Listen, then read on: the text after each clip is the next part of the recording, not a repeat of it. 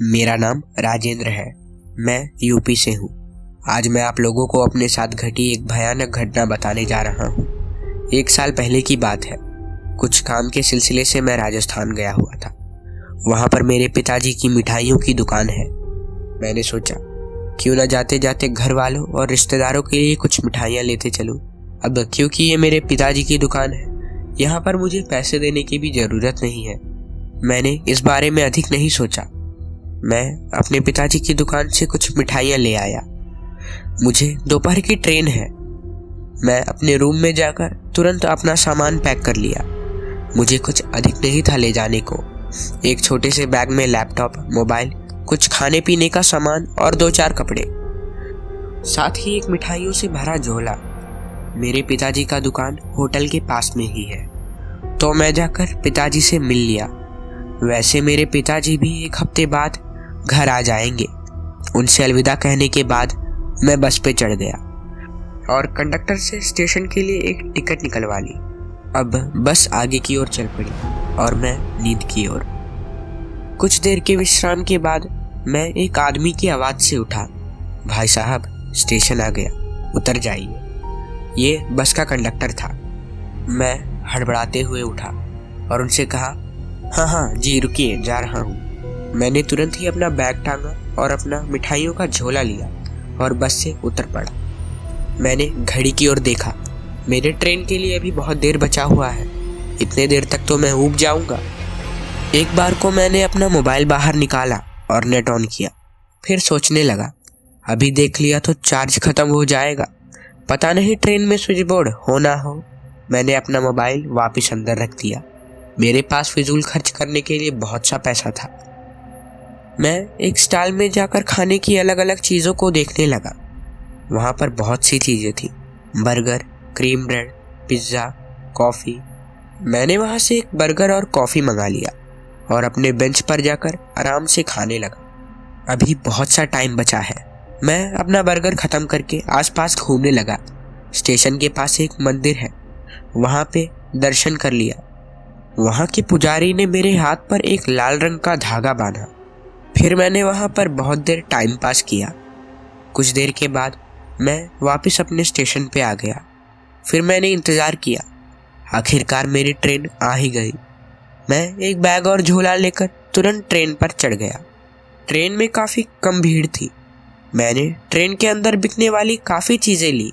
मुझे फिजूल खर्च करना बहुत पसंद है और मुझे अपने यात्रा में बहुत मज़ा आया। लेकिन ये मज़ा ज़्यादा देर तक नहीं टिकने वाला था। ट्रेन से उतरते वक्त दोपहर हो रहा था। मैं लखनऊ स्टेशन पर उतरा था।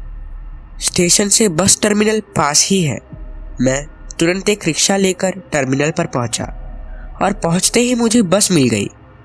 फिर कुछ घंटों की यात्रा के बाद मैं अपने गांव पहुंच ही गया। मैं यहाँ के चप्पे चप्पे से वाकिफ़ हूँ। मुझे पता था कि अगर मैं सीधे इसी रास्ते से गया तो मुझे बहुत देर हो जाएगी। मैंने शॉर्टकट लेने का सोचा। मैं वहाँ से आगे बढ़ा ही था कि मुझे एक कच्चा रास्ता दिखा जो जंगल की ओर जा रहा था और मैं इस जगह को अच्छे से पहचानता हूँ। वैसे यहाँ नुकसान पहुँचाने वाले जीव जंतु तो नहीं हैं, इसीलिए मैं घबरा भी नहीं रहा था। लेकिन ये भी कहा गया है कि यहाँ पर आत्माओं को कैद किया गया है। लेकिन मुझे इन फिजूल की बातों पर कोई भी विश्वास नहीं है। मुझे इनसे क्या। मैं आगे बढ़ने लगा। मुझे बस जल्दी से घर पहुंचने की चिंता थी। मैं ज़्यादा ना सोचते हुए आगे बढ़ा। अंधेरा और सन्नाटा था वहाँ पे। मैं अपनी बैग से मोबाइल को बाहर निकाला। मैंने अपने मोबाइल के चार्ज को शायद इसी मौके के लिए बचा के रखा था। मैंने अपना मोबाइल का फ्लैशलाइट जला लिया और आगे की ओर बढ़ने लगा। लोमड़ी और उल्लू की भयानक आवाज़ें मेरे कान को बहुत सता रही थी। मैं आगे बढ़ने लगा। अब चलते चलते शायद 10 ही 12 मिनट हुए हैं। मैंने आगे एक विशाल बरगद का पेड़ देखा जिसका जड़ रास्ते पर झूल रहा था। अब हैरान होने वाली बात तो यह है कि यहाँ पर थोड़ी सी भी हवा नहीं है। अब मैं चलते चलते उस बरगद के पेड़ के काफ़ी नज़दीक आ गया। वहाँ का तापमान जैसे तेज़ी से घट रहा था। मुझे ठंड लगने लगी। अब मैं वहाँ से हिल नहीं पा रहा था। ना जाने क्या रोका हुआ था मुझे। मैं उस बरगद को काफ़ी बारीकी से देखने लगा। मुझे दिखाई पड़ा कि एक बरगद का जड़ काफी मोटा है और तेजी से झूल रहा है। मुझे कुछ ठीक नहीं लगा। मैं अपना फ्लैशलाइट उस ओर मोड़ लिया। वहां का दृश्य काफी भयानक था। उसे देखकर मेरी रूह कांप गई। वहां पर एक औरत उल्टा लटकी हुई थी। उसकी दोनों आंखों में वो काला रंग ही नहीं था। उसकी दोनों आंखें पूरी तरह सफेद और बेजान थी। उसके अंदर जैसे खून का एक अंश भी नहीं बचा है। न जाने मुझे ऐसा क्यों लग रहा था कि वो मुझे ही घूरे जा रही थी। उसके चेहरे पर एक अजीब सी मुस्कान थी। मेरे दोनों पैर सुन्न पड़ गए। मैं नीचे की ओर गिर पड़ा।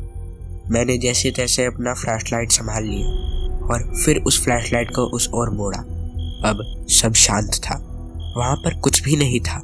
मुझे ऐसा लगा कि मेरा वहम होगा। वैसे भी ट्रेन से बाहर उतरने के बाद मैंने कुछ भी नहीं खाया है। मैं एक पुरानी फिल्म का गाना गाकर खुद को शांत करने लगा।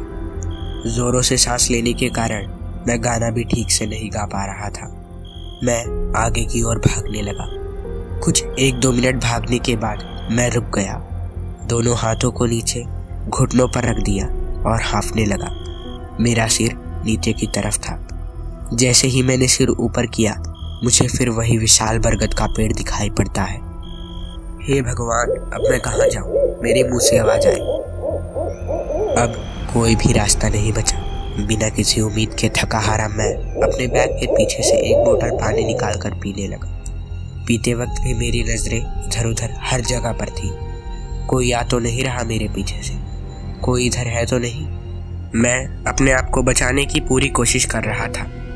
पीछे से माँ की आवाज आई, राजेंद्र बेटा चलो घर चले। इस आवाज को सुनकर मेरी जान में जान आई। मैं हड़बड़ाते हुए पीछे मुड़ा। पीछे का दृश्य देख के मेरी सांस अटक गई। वो भयानक औरत अजीब ढंग से रोने लगी। उसके आंखों से आंसू के बजाय खून निकल रहा था। 4 या 5 कदम दूर थी वो मुझसे। न जाने क्यों वो मेरे पास आकर मुझे नुकसान नहीं पहुंचा रही थी। उसकी नजरें मेरे हाथों पर बने धागों पर टिके हुए थे जो कि मैंने मंदिर से बांधा था। अब मैं वहां से अपनी नजरें हटाकर झट से आगे की ओर मुड़ा और गायत्री मंत्र का जाप करते हुए कुछ देर के बाद मैंने आंख पोंछते हुए आगे की ओर देखा। वहां पर अच्छी सड़क और रोशनी दिखाई पड़ रही थी। हाँ, ये मेरा गांव ही है। मैं ज्यादा देर तक आगे नहीं बढ़ पाया। कुछ और आगे जाने के बाद मैं वहीं बेहोश हो गया। आगे मुझे ज्यादा कुछ याद नहीं। अब जब मेरी आंख खुली तो मैं अपने घर पे था। मेरी मम्मी और कुछ रिश्तेदार मेरे घर पर थे। वो सब मुझे देख रहे थे। साथ ही 2 गांव वाले भी थे जिन्होंने मुझे यहाँ लाया था। सबके पास एक ही सवाल था कि मैं कैसे यहाँ पहुँचा, क्यों मैं गिरा बेहोश पड़ा था। मेरे पास वही उत्तर है जो मैं आज आपसे बता रहा हूँ। इस घटना के बाद मैं 4 दिन तक बीमार था।